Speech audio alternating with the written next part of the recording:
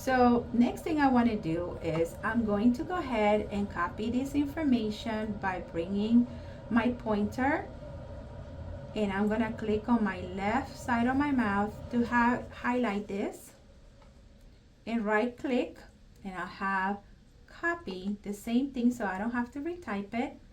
And when you see the little plus sign, just click on it.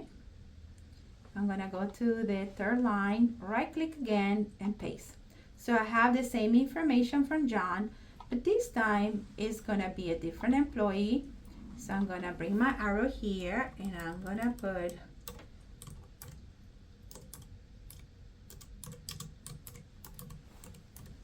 first name and last name of my employee.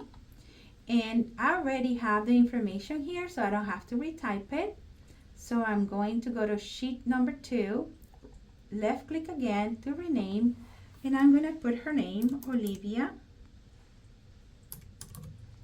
And there is my 2 Excel sheets to organize myself as a business owner when my employees are taking time off.